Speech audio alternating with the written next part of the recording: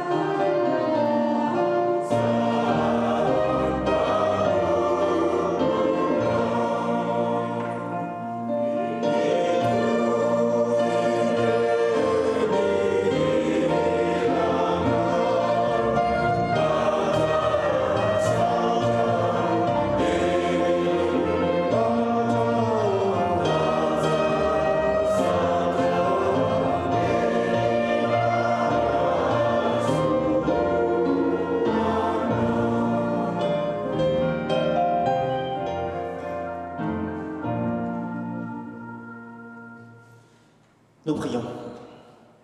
Seigneur Dieu, merci pour ce temps que tu nous donnes. Merci pour le souffle de vie qui alimente nos cœurs. Merci pour ta présence aujourd'hui. Seigneur, présente-toi à nous pleinement en ce culte et que tout ce que nous allons faire puisse venir à toi comme un parfum qui te soit agréable. Merci Seigneur. Par le nom du Seigneur Jésus, nous te faisons cette prière. Amen. Afaka mipetraka isika.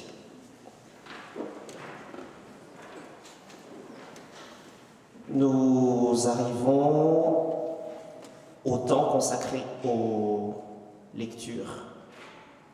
Les préposés à la prière d'illumination, respectivement aux lectures, sont invités à venir se présenter.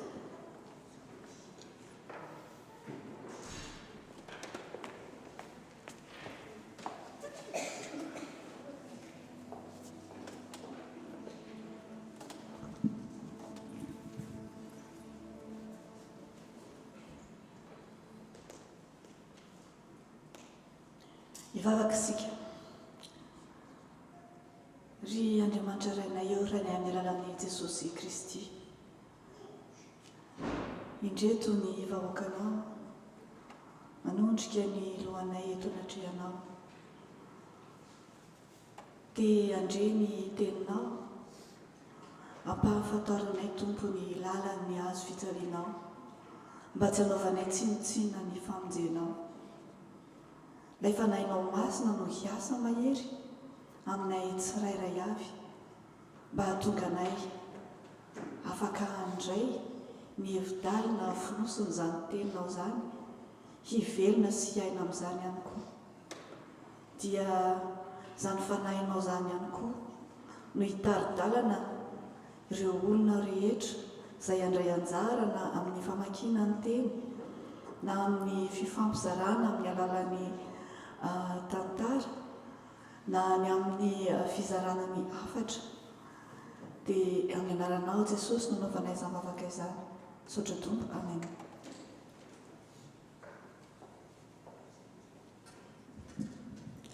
Dia iara-mafy ny soratra lasantsika Tompo, izany dia hitantsika ao amin'ny filazantsara Marka, filazantsara Marka toko faha 7 ka tonga amin'ny andiny faha 13 ka hatramin'ny faha 14. Diovakina amin'ny anaran'i Jesosy. Ny nitsarana Jesosy teo anatrehany mpisorona be sy ny nandavany Petera azy intelo. Ary nitondra any Jesosy ho any amin'ny mpisorona be izy, ary niangona teo aminy ny lohan'ny mpisorona rehetra sy ny loholona ary ny mpanoro adalàna. Ary Petera efa nanaraka azy teny lavitra eny an-trano amin'ny kianjan'ny tranon'ny mpisorona be, ary niara-nipetraka teo amin'ny mpiandry raharaha izy, namindro teo anilan'ny afo. Ary ny lohan'ny mpisorona sy ny ediliona rehetra hitady vavombelona hiampangany Jesosy hamonoana azy, nefa tsy nahita. Fa maro no niampangalainga azy, nefa tsy nifanaraka ny fiampangany. Ary nitsangana ny sasany dia niampangalainga azy nanao hoe, izahay rehefa nandre azy nanao hoe, izao andrava ity tempoly nataon'ny tanana ity, ary amin'ny atelona dia anangana hafa izay tsy natao tanana. Fa tsy nifanaraka ny filazany na dia tamin'izany azy. Ary ny mpisorona be nitsangana anakeo afovoany dia nanontany an'i Jesosy ka nanao hoe, tsy mety mamaly akory va ianao? Ina no hiampangany reto anao? Fa tsy niteny Jesosy sady tsy namaly akory. Dia nanontany azy indray ny mpisorona be ka nanao taminy hoe, ianao va ny Kristy, zanaky ny isaorana? Ary hoy Jesosy, izaho moa izy. Ary ho hitanareo ny zanak'olona mipetraka ankavanan'ny hery sady avy amin'ny rahon'ny lanitra. Ary ny mpisorona be nandrihatra ny fitafiany ka nanao hoe, ahoana no mbola ilantsika vavombelona indray? Efa renareo ny fitenenan'ny ratsy, ahoana no hevitrareo? Dia nataon'izy rehetra fa miendrika ho faty izy.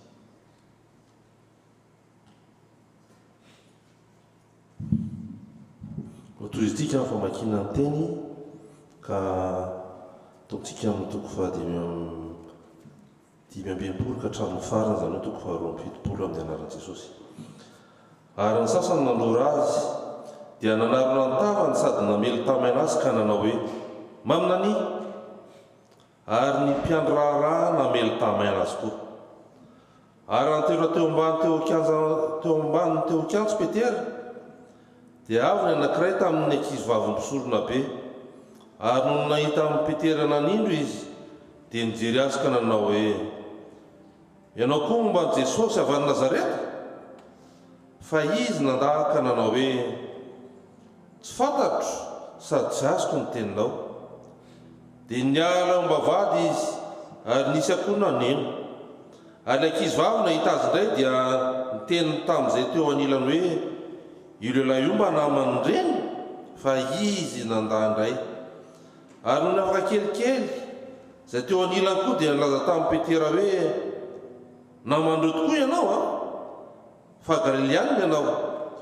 dia niozona sy nianiny izy ka nanao hoe tsy fantatro izany lehilahy lazainareo izany ary niaraka tamin'izay dia nisy akoho naneny fandroana ary Petera natsiary miteny izay nolazain'i Jesosy taminy hoe raha tsy mbola misy akoho maneny fandroana dia andaha intelo ianao ary olo nieritreritry izany izy dia nitomany. Amen.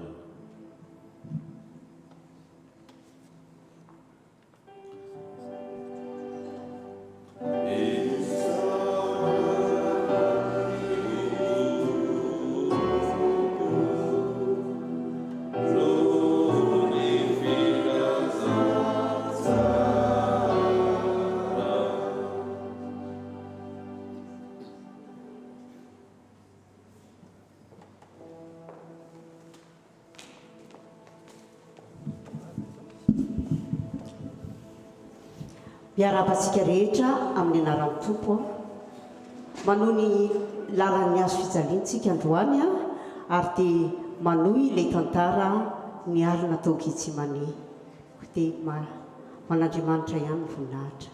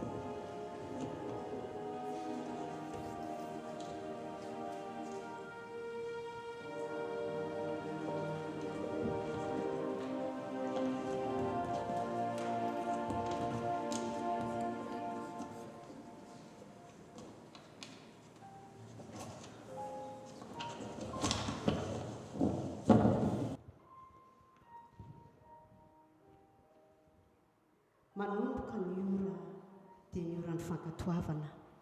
Ilay Jesosy mahagaga, Andriamanitra mahery no indro tonga toy ny ondrimoana eo anoloan'ny mpanity azy. Nanaiky ho samborina toy ny olon-dratsy, nankatondраiny izy, vonona izotra amin'ny lalan'ny fijaliana, efa voatendry hatr'izay, tsy maintsy alehany io fatiany hovonjena ny olona rehetra.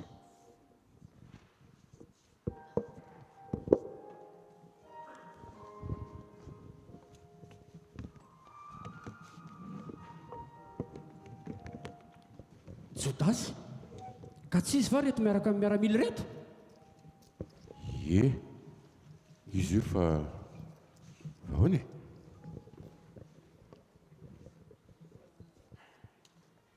Finaritra rahalahy, fiadanana eo aminareo. Finaritra raby. Ry Jodasy, fanorohana va no amadianao ny zanak'olona? Ary iza moa tadavinareo? Izaho no izy.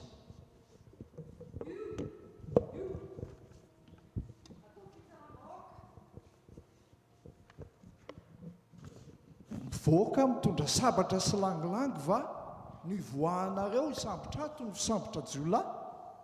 Isan'andro dia nipetraka teo an-kianjan'ny tempolo sy teo amin'ny sinagoga na mpianatra.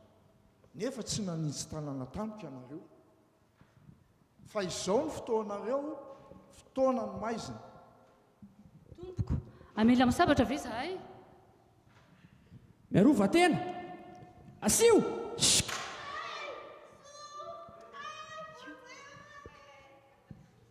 Petera, ampidiro amin'ny trano ny sabatra ao. Fa izay mamely amin'ny sabatra dia mivonoana amin'ny sabatra. Na izany aza.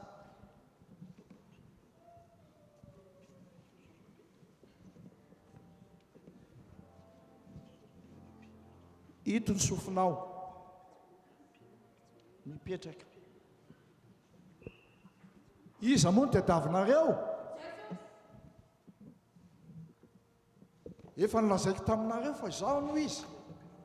Koa raha izaho no tadiavinareo dia avelao andeha ireto. Ndao andositra! Ndao andositra!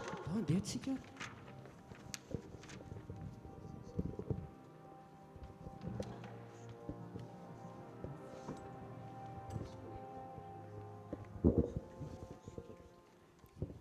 Ary nisy zatovo anankiray nanaraka azy ka lamba riry madinika fotsiny ihany ny tafiny ary nosamborin'ny olona teo izy.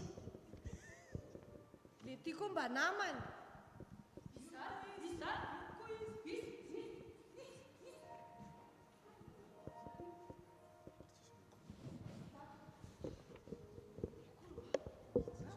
Saotranao ry tsy dasy fa raha tsisy anao a. Saotranao ry tsy dasy fa raha tsisy anao. Tena tsy fantatra mihitsy hoe Jesosy io. Tompo, manaova fahagagana ilana amin'ireto.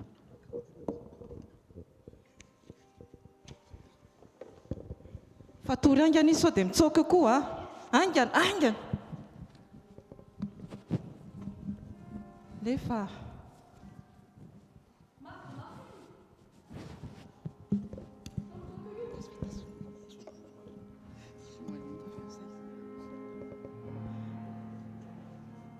Zay. Zay. Ndao hoe tena ny ampisorona be amin'izay.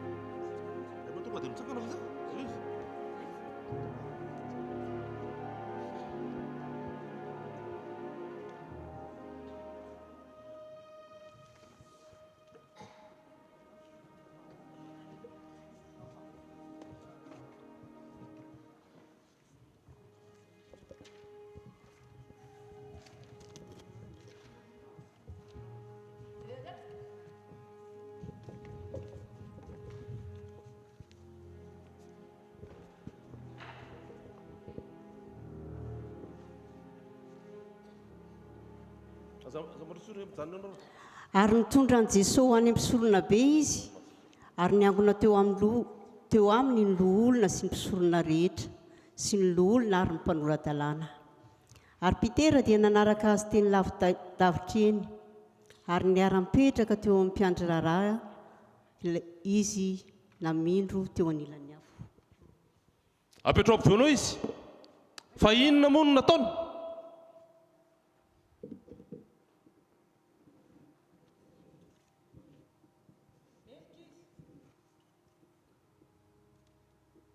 Melika izy a, ary misy vavolombelona mihitsy. Ary izy adolo izany vavolombelona izany a. Ohatrany tsy mahita akory aho. Aizo. Mandrosoa e, mandrosoa aiza nareo? Mandrosoa. Zay aloha dia nisambotra fotsiny nataony hoe tompoko a. Dia efa io Jesosy io. Mandrosoa tompo izay afaka hiampangazy e.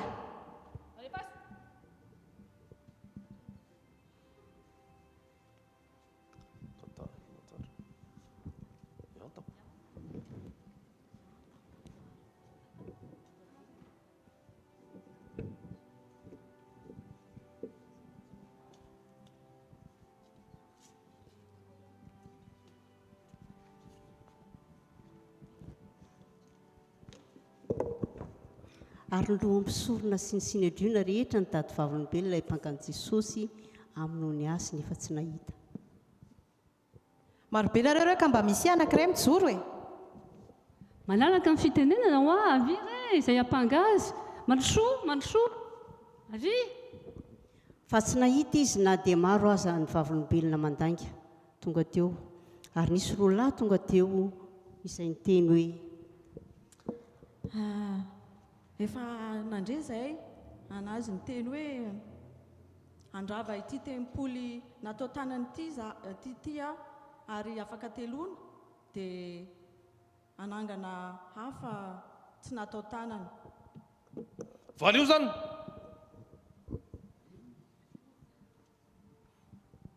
Tsy mety mamaly akory ianao, fa inona ny ampanganareo anao?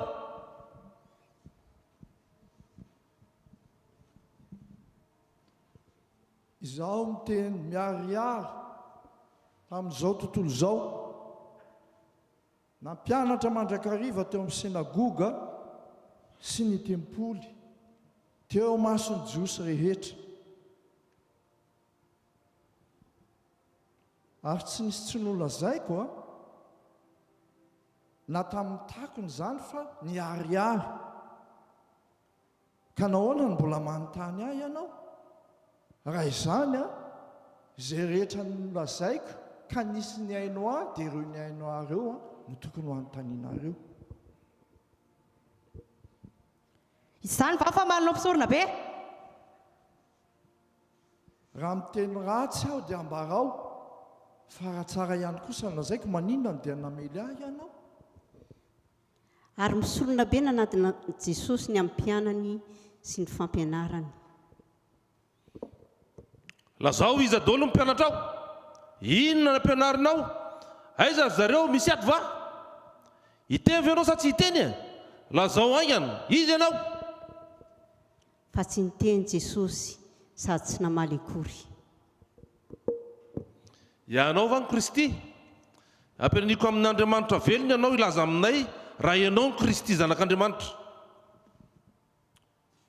Izaho no izy, ary hitanareo ny zanak'olona mipetraka eo ankavanan'ny hery ary avy eo amin'ny rahona. Efa niteny ratsy izy henonareo tsara zany, ahoana mbola latsika vavolombelona indray? Indro fa renareo zao fitenenany ratsy zao. Taitra ny rehetra, tafatsakana avokoa indray mindrohitra amely an'i Jesosy. Efa renareo fitenenany ratsy, ahoana ny hevitrareo? Mendrika ho leona ho faty izy. Ary ny sasany nandrora azy dia nanarona ny tavany sady namely teamana azy ka nanao hoe mamina ny ary.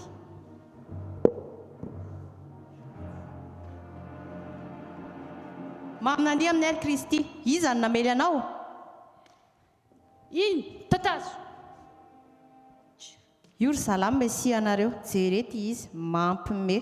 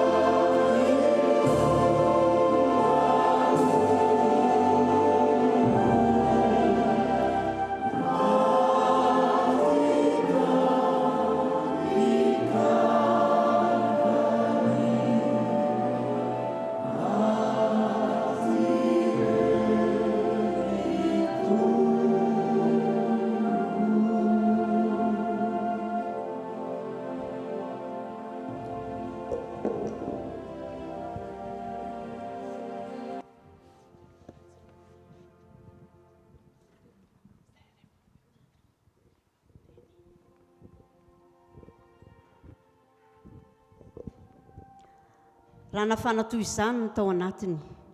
Nanahoana kosa Petera sy Jodasy? Samy nanatrika an' Jesosy no tsarain'ny mpisorona be izy ireo. Azy ihany ilay Galiliana. Ary toa efa nitsaraina sahady. Zaza gaga. Ka maika ny olona tsy maintsy vita alohan'ny Paska hono io raha io fa miteraka so miteraka tabataba.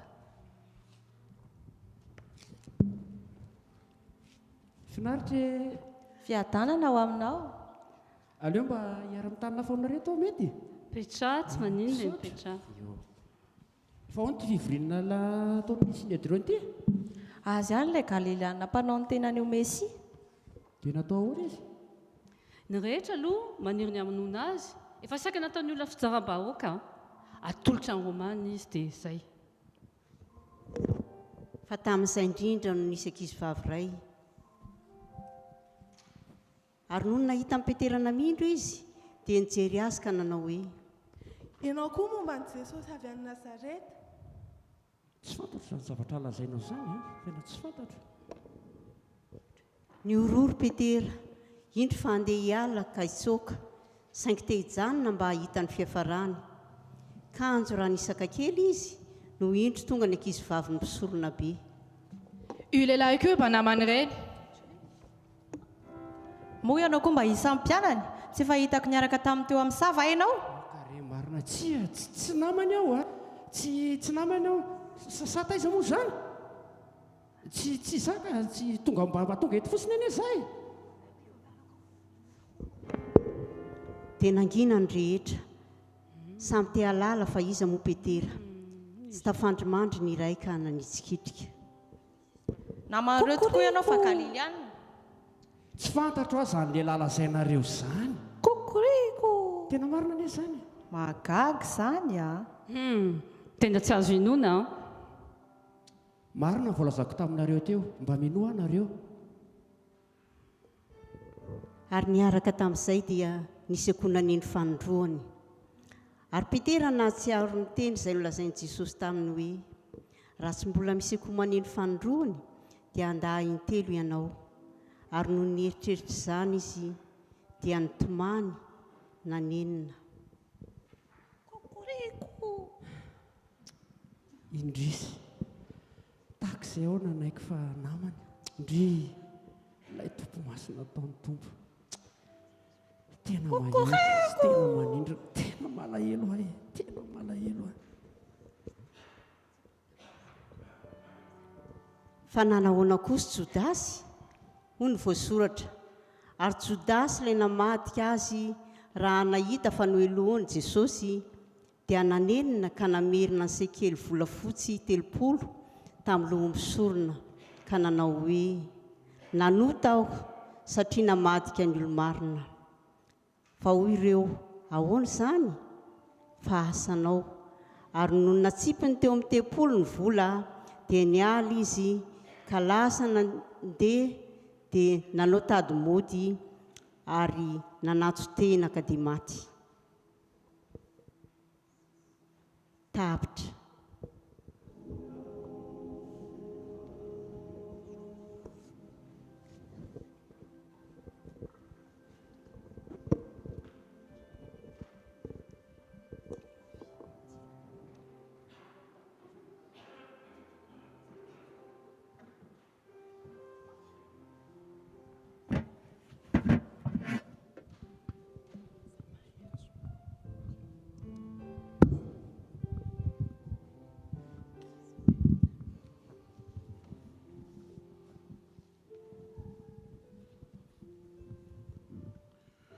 Ry havana, isaorantsika ireto manan-talenta ny fiangonana ny zaran'izany tantara izany mampatsiahy amintsika indray ny lalam-pamonjena ary ny lalana ny diavin'i Kristy mba hahatonga asianao voavonjy, hahatonga asianao hanana fiainana mandrakizay. Androany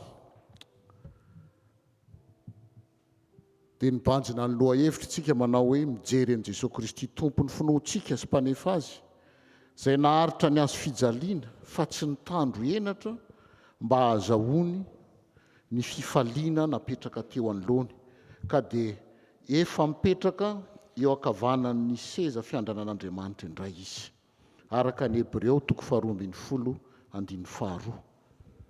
Raha jerentsika izany tenin'Andriamanitra izany dia milaza mazava fa mila mifantoka amin'ny Jesosy Kristy isika, izay lohan'ny finoantsika, izay niaritra ny kapoka, ny vono, ny rora, ny eso ary nombona tamin'ny hazo fijaliana. Ary tsy nitandro enatra akory, satria enatra lehibe teo amin'ny jiosy izany ombona amin'ny hazo fijaliana izany. Nefa na niatrika an'izany rehetra izany Jesosy Kristy araka nambaran'ity tenin'Andriamanitra ity dia tsinjony sady ny hafaliana ho azony. Inona ilay hafaliana ho azony dia izao? Efa tsinjony sady ny toerana men'Andriamanitra azy dia hipetraka eo an-tanana ankavanan'Andriamanitra raitsyto araka ny tenin'Andriamanitra nyvakitsika teo. Ankehitriny ny herinandro masina ohatr'izao dia fotoana anankiray andiniantsika tena, fotoana anankiray itodiantsika amin'Andriamanitra mba hitsinjo ihany koa ilay rahatra izay, satria tsy misy ny maharitra eto amin'ity tany ity. Ny fifaliana mandalo, ny zavatra rehetra mandalo, fa amin'i Jesosy Kristy tompontsika misy ny maharitra mandrakizay dia ilay fiainana tsy misy sento ary tsy misy tomany intsony. Ankehitriny ary sika andinika ny tenantsika eo anatrehan'Andriamanitra amin'ny alalan'ny vavaka amin'izao herinandro masina izao, dia faranako ny vavaka dia aorian'izay isihira iarahana amin'ireto namantsika ireto. Vavaka ary isika. Jesosy Tompo, misaotra anao izahay ny nazoanay nanaraka ny tantara teo tamin'ny nidiavinao mba ho famonjenanay. Ny aretanao ny zavatra rehetra Tompo, ary tsy nitandro enatra ianao, ny kapoka, ny vono, ny eso, ny rora sy ny zavatra ratsy rehetra dia niatra taminao. Ankehitriny kosa nefa ianao dia mitaona anay mba hifantoka amin'izany hazo fijaliana izay namonjenanay izany. Fa ianao Jesosy no loharanon'ny finoanay ary ho mpanatanteraka an'izany finoana izany. Ameo finoana sy fanantenana ary izahay mba hibanjina an'ilay mandrakizay ka hoe ho anilanao raha ho avy ny andro ialana amin'izao tany izao. Hampatsiarivo anay mandrakariva Tompo, fa fandalovana ny eto amin'ny tany ity ary mila manomana izahay, manomana ny rahatra izay ao aminao any amin'ilay Jerosalema vaovao izay tsy misy sento, tsy misy tomany, tsy misy ny fangiry firian'ny nofona intsony fa ho sambatra eo anilanao. Misaotra ny amin'izao androany izao izay azonay mandre izany teninao izany, azonay manaraka n'iny tantara iny Tompo, mba azonay mifantoka amin'ny hazo fijalianao, mibanjina anao Jesosy Kristy Tompo izay tompon'ny finoanay. Amin'ny anaranao Jesosy no anaovanay ny vavaka. Amen. Izao dia ataontsika ry havana eo am-pitsanganana ny hira fa 450, hira fa 450. Ny andininy voalohany a iarahantsika rehetra, ny andininy faharoa ny vehivavy ihany, ny andininy fahatelo ny lehilahy ihany, ny andininy fahaefatra efa akaiky anao kanana tany hovan-taninao iarahantsika rehetra. Averiko a, ny andininy voalohany isika rehetra, ny andininy faharoa ny vehivavy ihany, andininy fahatelo ny lehilahy ihany ary ny andininy fahaefatra iarahantsika rehetra. Ndahora.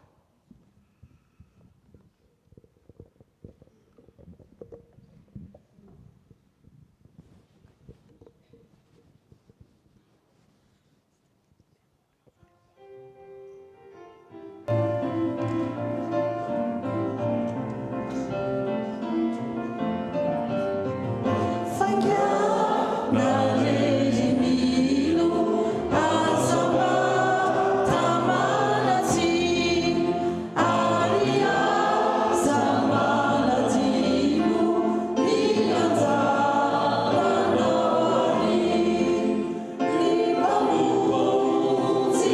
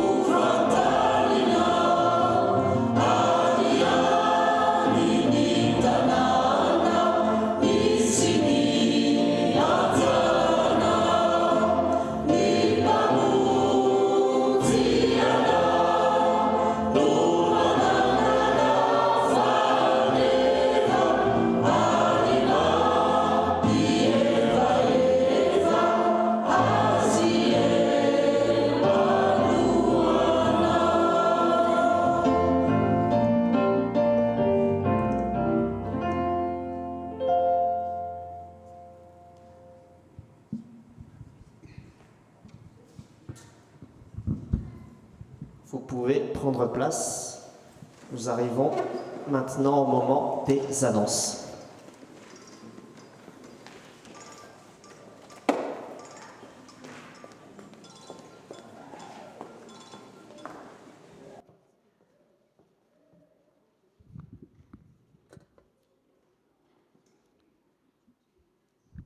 Faly miarabantsika rehetra indray amin'izao takariva ny alarobia masina izao, dia miaraba ihany koa izay manaraka amin'ny tambazotra.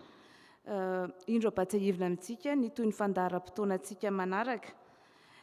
Raha pitso alakamisy masina dia misy ny fotoam-pivavahana ary misy ny fandraisana ny fanasan'ny tompo miditra hatrany amin'ny 7 sasany. Ny zoma masina dia amin'ny 7 sasany ihany koa ny fidirana ary dia rindran-kira ataon'ny tarika mafia no ataontsika amin'izany. Ny alahadin'ny Pasika dia miditra amin'ny 10 ny fotoam-pivavahana ary tsy misy ny pazapa Bibla, tsy misy ihany koa ny asa sy fampaherezana ny amin'ny sabotsy izao.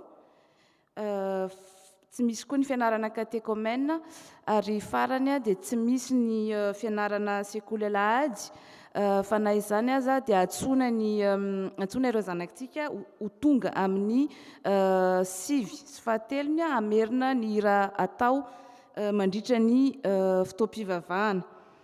Ny amin'ny alatsinain'ny Pasika dia misy ny fitsangatsanganana ny amin'ny lac de Pérol ary amin'ny 12 sasany fotoanantsika any. Dia apetrakitsika eo am-pelantanan'Andriamanitra daholo izany programantsika rehetra izany. Izay ary no vaovao fohy amin'izao fotoan'izao. Misaotra tompoko.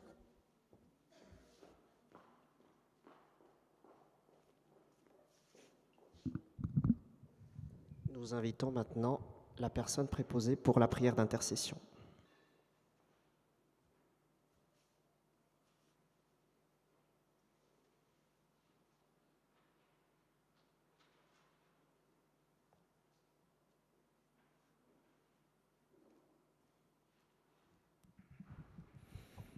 Je vous invite à la prière. Seigneur, nous te prions et te remercions pour notre Église. Merci de nous avoir donné notre pasteur, notre assemblée, pour nous apporter ta parole et le message que tu veux nous transmettre durant chaque prise de parole, chaque geste et chaque conseil de vie que tu nous apportes. Je te prie pour toutes les sections de notre Église. Fais en sorte, Seigneur, que chaque saint puisse prendre part aux bonnes décisions, aux bonnes actions pour exprimer cette grâce de l'Évangile que tu nous as offert par ton Fils Jésus-Christ. Je te prie pour notre pays.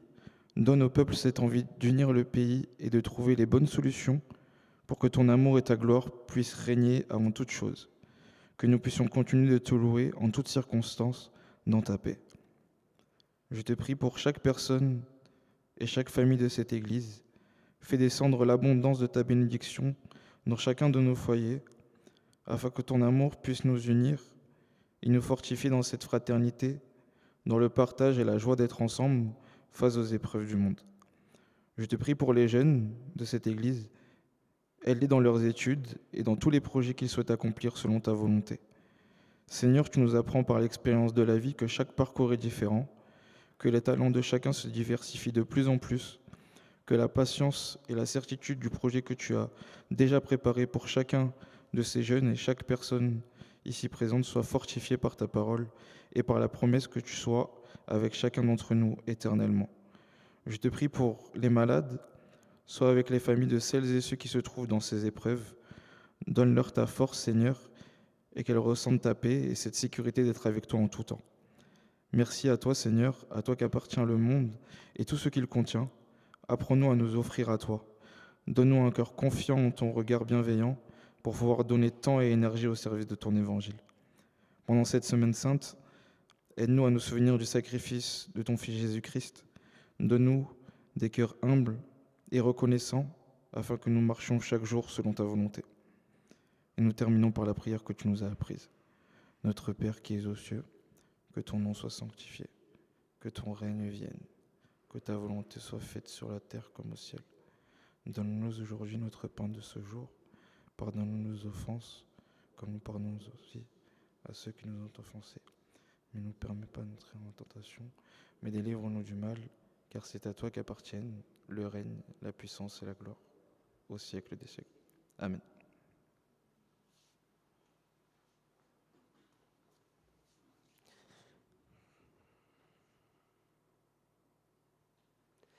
Nous remercions le Seigneur de nous avoir apporté ce temps de louange et de méditation. Avant de recevoir la parole d'envoi et la bénédiction, je vous invite à vous lever pour entonner le dernier chant, strophes 1 et 3.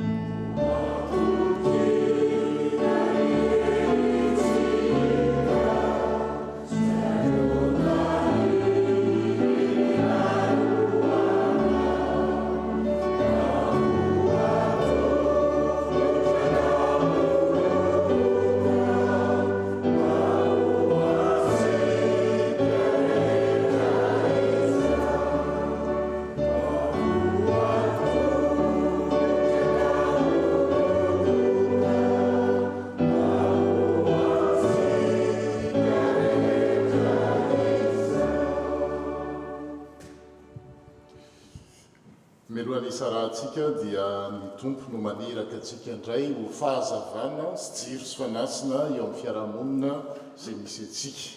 Koa izao no tsodrano izay tononona amin'ny anaran'Andriamanitra Ray sy Zanaka ary Fanahy Masina. Andriamanitra ny fiadanana ane, anamasina anareo manontolo ka ho voatahiry avokoa ny fanahynareo sy ny ainareo ary ny tenanareo mba ho tanteraka ka tsy hanatsiny, tsy hanapondro amin'ny fiheviany Jesosy Kristy tompontsika eny amin'ny raony lanitra. Que Dieu, source de paix, fasse que vous soyez totalement à lui, qu'il garde votre être entier, l'esprit, l'âme et le corps irréprochables pour le jour où viendra notre Seigneur Jésus-Christ. Allez dans la paix. Amen.